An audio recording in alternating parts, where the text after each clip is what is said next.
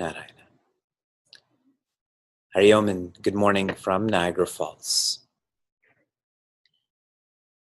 Dana, or charity, comes from a sense of generosity. It comes from a sense of knowing how much one has. Deeper than this, subtler than this, is dakshina. Dakshina comes from a sense of gratitude. It is knowing how much one has been given. So dana is knowing how much I have. Dakshina is knowing how much I've been given.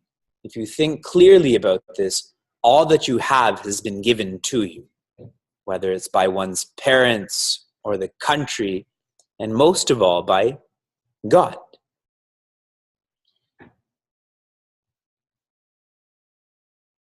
Rishi Agastya, when he instructs Rishi Sutikshna, the Shishya, to bring God to me, only a guru will have such faith in a Shishya to ask for such dakshina. If you think about what the world asks for, what we ask of the world, it's very worldly. Only a guru can make a Shishya pure enough to be able to bring God to him. And relatedly, when Sutikshna comes to Rishi Agastya with Bhagavan Rama, how that Shishya then walks with God. Our guru will make God come to us, and then we will walk with God. This is exactly what the word Ramayana means. Ayana means path. Rama is God. This is a path of God. This is a path to God. When Bhagavan Rama, Sri Lakshmana and Mother Sita, they had left Chitrakuta, then they went to another part of the jungle. We're in Aranyakanda. They're in the Dandaka Aranya. And they've reached this specific part called Panchavati. Pancha means 5. There's 5 there. 5 what? Vata vrikshas. There are 5 trees. What does vata mean in English? What kind of tree? A banyan tree. There's 5 banyan trees in this specific part of this jungle. These 5 banyan trees represent 5 directions of faith, of Shraddha. That one should have faith in Brahma, the infinite, in Shastra, the words of Brahma, in Sadguru, which is really the words of the Shastra, in Atma. Atma means oneself as a Shishya. And finally, as sadhana. The sadhana that the Shastra and Sadguru are offering to the Atma, that I should have faith in this sadhana. Just like all of you, you have faith that you'll have a Wi-Fi connection when this class starts, correct? If you don't have faith in that Wi-Fi connection, then You're always hesitant. Do I log on to class? Do I go to the mandir? Do I go to the ashram? So 5 banyan trees, 5 shraddhas, directions of shraddha. And then Sri Lakshmana asks Bhagavan Krishna 5 questions, 5 prashnas. Those 5 questions are, what is Maya? That's not the order. The questions are, what is jnana? What is vairagya? What is Maya? What is bhakti? And what is Ishvara? Included in that is, what is jiva? But the answers are not given in that order. Usually questions are given in an order and then answers in that order. But the answers are not given in that order. The first answer that's elaborated is Maya. Now why? Because that's the orientation that we have. Don't think Sri Lakshmana is asking this question because he actually is suffering from Maya. He's not asking for himself. He's asking on our behalf. Sri Lakshmana is not subject to Maya, which I'll explain in a short while. Maya is separation. Whenever there's a sense of separation, that is Maya. And adding some more depth to this, we had shared that Maya is I and mine and you and yours. If you think of the breakfast you ate this morning, did you all eat breakfast? If you didn't, that's what you're focusing on right now. You should have eaten breakfast. When you had that bowl of cereal, when you had that pancake, when you had that upma, whatever you ate for breakfast, it's in the bowl, it's in a plate, and it's in front of you. Me and that food are separate. And then you eat it. Now it's inside of your stomach, but you say you are that. So it went from that which is not you to that which is you. Seems quite illogical, no? Isn't the body the same way? That I know these hands. Even a worse logical expression is I have these hands, yet I still think I am these hands. The idea of separation is so ludicrous. There are no waves. There are no oceans. There is only water.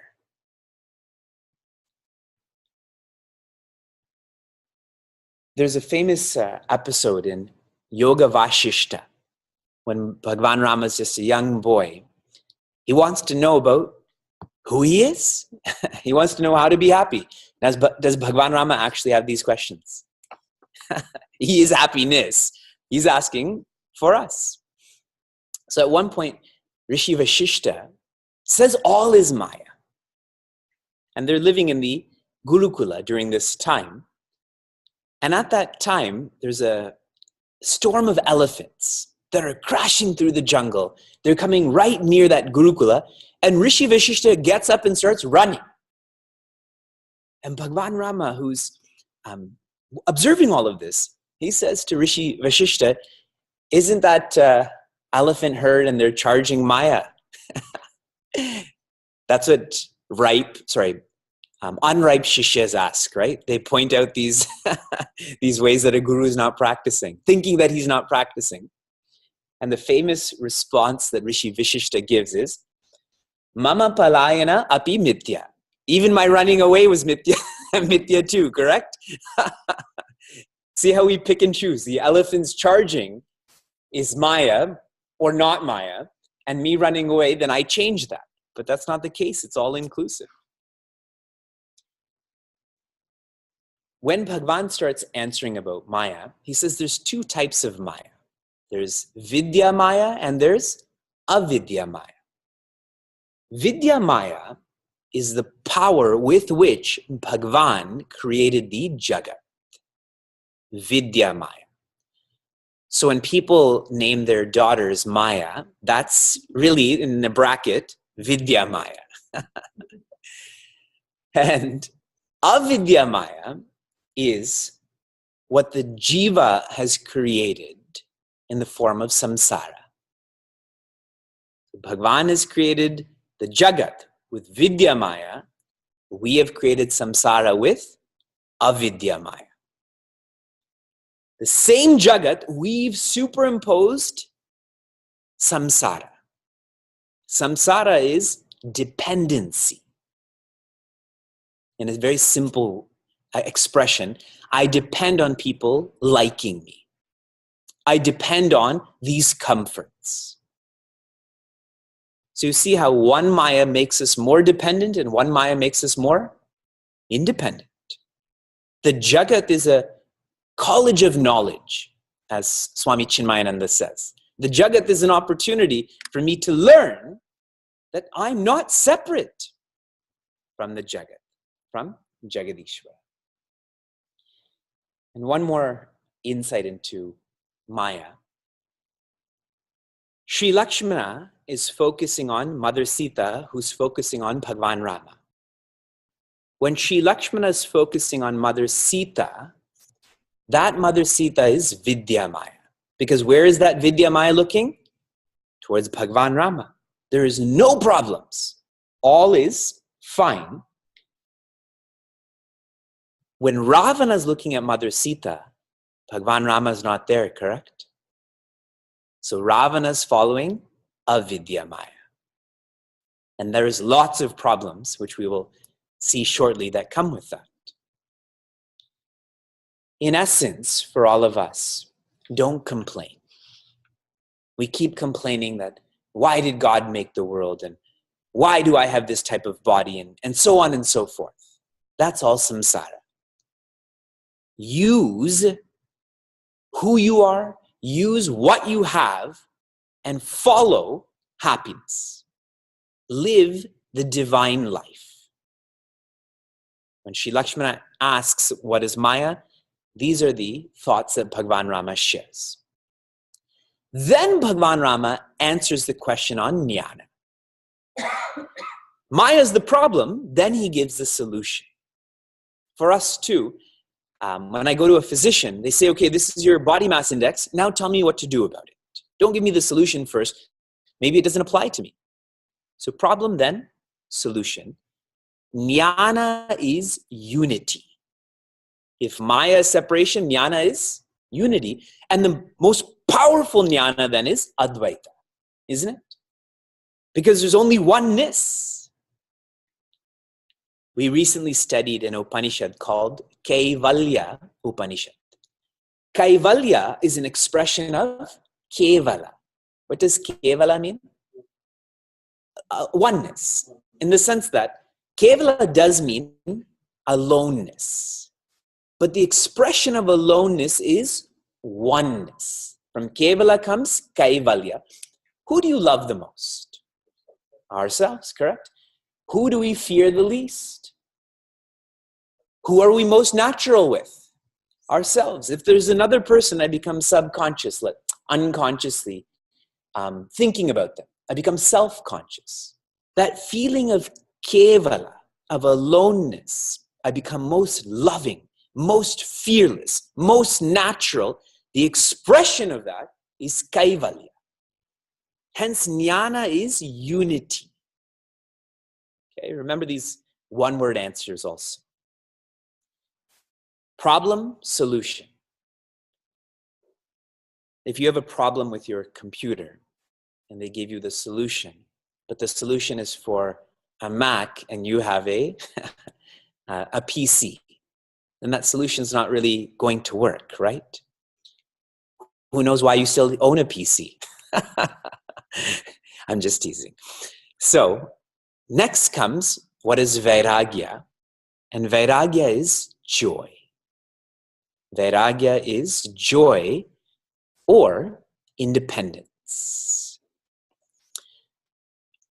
Vairagya means independence, but independence implies that one is content. This is the preparation for the solution. The preparation for the solution. Only when someone has a part of vairagya in their personality can jnana have any effect.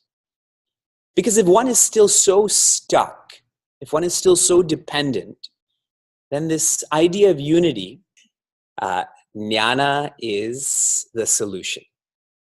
Now, for solutions, there also has to be preparation, especially if we're so habituated towards being separate. We become dependent on that separation also, almost like self-loathing. Once you start procrastinating, you just keep procrastinating. Once there's some separation, if someone is not kind to us, we start to become mean to them, isn't it? We just further that separation. Here's where Vairagya is the preparation for the solution to the problem. Vairagya implies contentment. That's why Sri Lakshmana is the expression of Vairagya. He's content being with Mother Sita, content with being with Bhagavan Rama. And this contentment is very much in line with what Vairagya means technically, which is independence. Okay?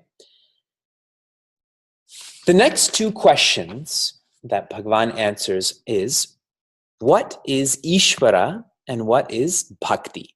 And this is what you were to reflect on and write on in the Vichara Gurukula. Some of you did that. I'll share with you what Bhagavan says about Ishvara. To understand Ishvara, you have to understand Jiva. A Jiva is one who does not know Jiva, Jagat, or Jagadishvara. To understand Ishvara, you have to understand a Jiva. To understand the whole, you have to understand the part.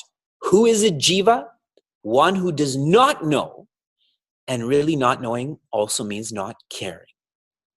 Does not know, does not care about who they are, what the world is, who God is. They're people who are selfish, people who are self-absorbed. Such a person, if you ask them to reflect, not going to happen. Do you have any weaknesses? Nope. One who has no vichara.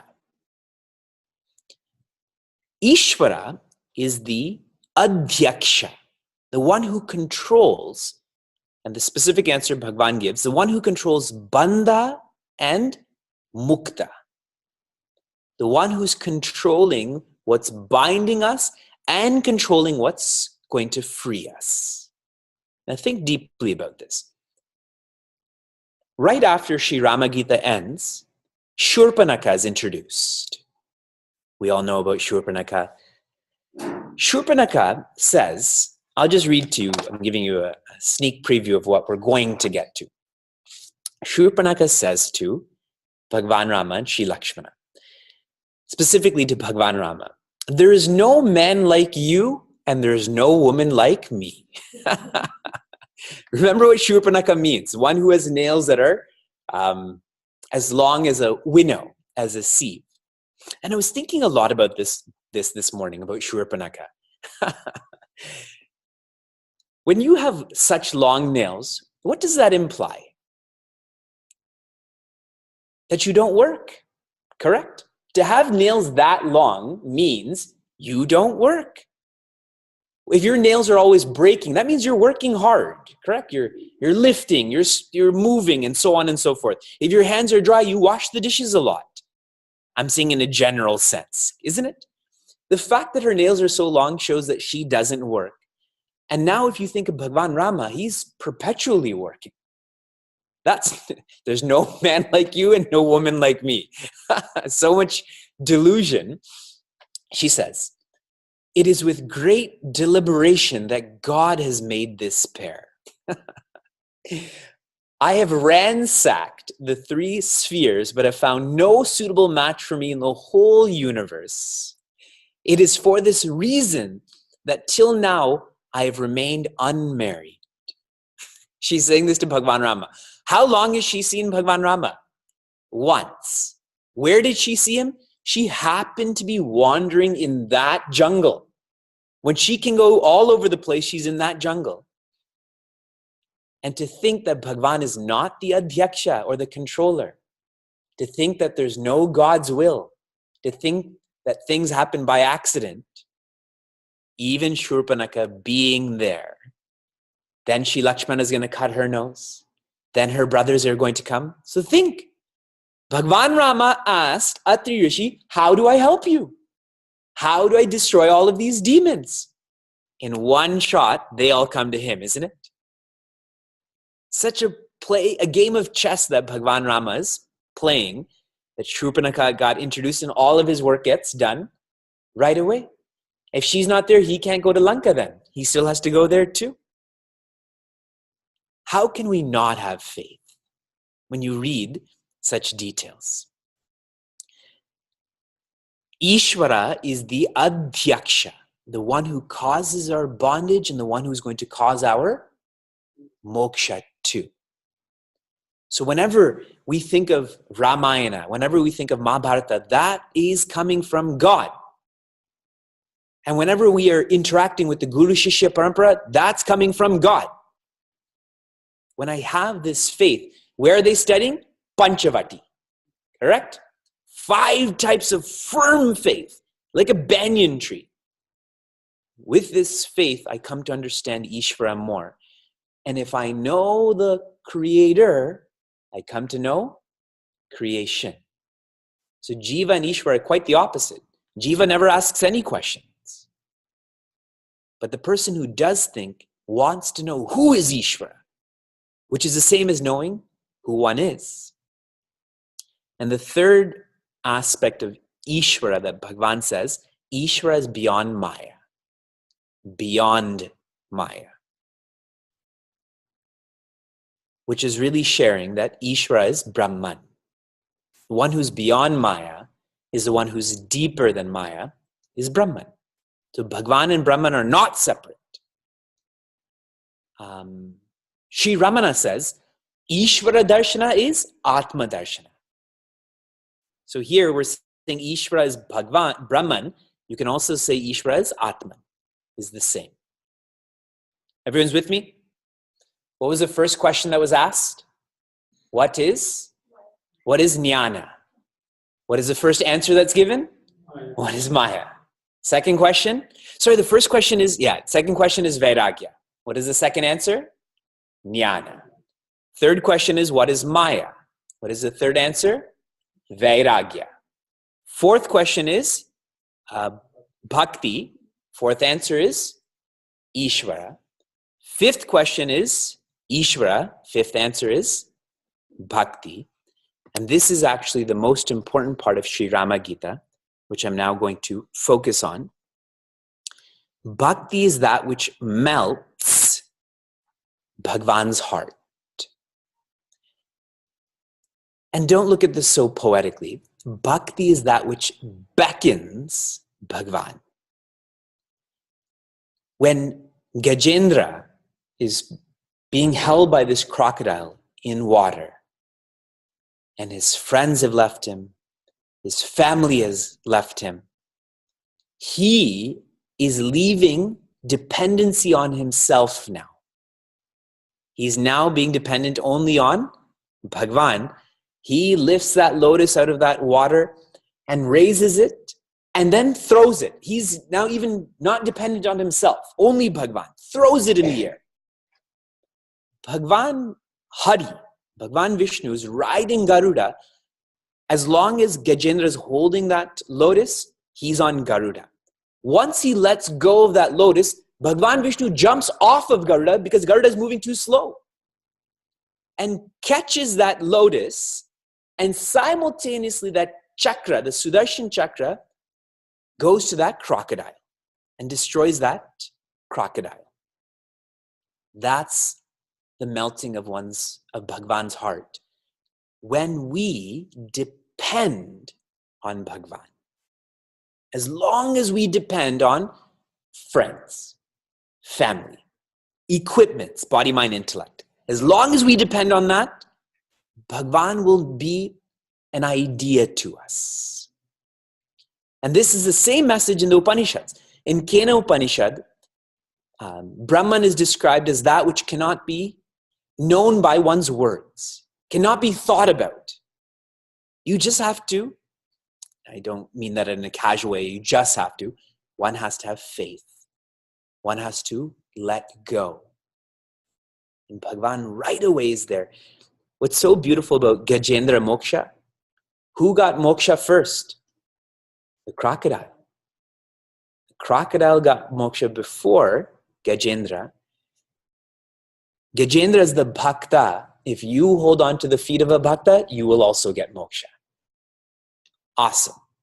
We just have to hold on to the feet of a bhakta, even in an annoying way. If they're going to get pulled into heaven, you're going to go with them too. So beautiful. So bhakti is that which melts Bhagwan's heart. Bhakti is what bhaktas depend on. Bhakti is an independent sadhana. Bhakti is an independent sadhana. So what does this mean? There are a lot of things in the world that you know but you don't love. You know about your local sports teams. Do you love your local sports teams? No. You know about certain fashion types, trends. Do you love them? Some of you do, but generally you don't love them. But whatever you love, you tend to want to know more about that. If I love mashed potatoes, I want to know, is this real or is this fake? What kind of butter did they use? If I love the samskaras, I want to know more about them. So you see, jnana still requires bhakti, but bhakti does not require jnana. It is more independent. What connects all of us is bhakti, is love. Love is subjective. Between parents and their kids, what is it that connects them? It's not biology. It's not DNA. It is love. And the more we appreciate that, the more we appreciate Advaita. The deepest love is Advaita. That oneness, where I'm tuning into that love. So here's where Bhagavan Rama completes his insights into bhakti, but I said this is the most important part of Sri Rama Gita. Even though Sri Lakshmana doesn't ask it, Bhagavan Rama continues and says how to develop this bhakti. Bhagavan Rama says two ways. Number one, revolve around brahmanas. Revolve around brahmanas. How do I develop this bhakti which melts Bhagavan's heart? This bhakti that I should depend on. This bhakti that is an independent means. Revolve around brahmanas. A brahmana is someone who's living by the Shastra. How do we live? We presently live as vasana anusari. We are tied to our vasanas. Whatever our vasanas make us do, we do that. But a brahmana is someone who's Shastra anusari. A brahmana is someone who's trying to understand, trying to practice what Ramayana teaches, what Mahabharata teaches. When we tie ourselves to the person who's tied to the scriptures, don't we become like that too? So the first way to develop bhakti, to be one who revolves around brahmanas, and here's number two. Dharma palana. That one needs to be in love with their responsibilities. When we are in love with our responsibilities, all of the qualities of bhakti naturally come. Dharma leads you to Brahma, correct? Bhagwan Nandi leads you to Bhagwan Shiva. So Dharma beckons Bhagwan. And we said bhakti is that which one depends on. Dharmo rakshati, rakshitaha. If I depend on my responsibilities will fulfill me. And then the last part about bhakti was bhakti is an independent means. Everyone's responsibilities are unique. Your responsibilities are your responsibilities. So what should you be focusing on? Your own grass, no? Where's the grass the greenest? Where you water it. If I keep looking at your responsibilities, your grass is going to become green. I'm going to summarize one more time, and then we'll have our discussion. In Panchavati, Sri Lakshmana asks Bhagwan Rama, what is jnana, vairagya, maya, bhakti, Ishvara? He asks these 5 questions, and Bhagwan Rama says, Maya is separation, jnana is unity, vairagya is joy. This is the problem, this is the solution, this is the preparation for the solution. To be able to appreciate jnana, you have to be relatively happy. What is Ishvara? Ishvara is the controller. And what is bhakti? Bhakti is calling. I'm giving you simple English words. Calling. Or maybe a better word is depending. Bhakti is depending on Bhagwan, of course. If you think carefully about these answers are actually encouraging us to become more introvert, to become more inward looking. And this is the seed for how this kanda is going to end, which will be the Nava Bhakti, no? Shravana, Kirtana. That's only possible when you start becoming more introvert, more inward looking. So Sri Rama Gita is actually the seed for the famous Nava Bhakti of Shabari, Sri Shabari. The Nava Bhakti of Prahlad to his co-shishyas from Srimad Bhagavatam. We will complete today's class with this completion of Sri Rama Gita.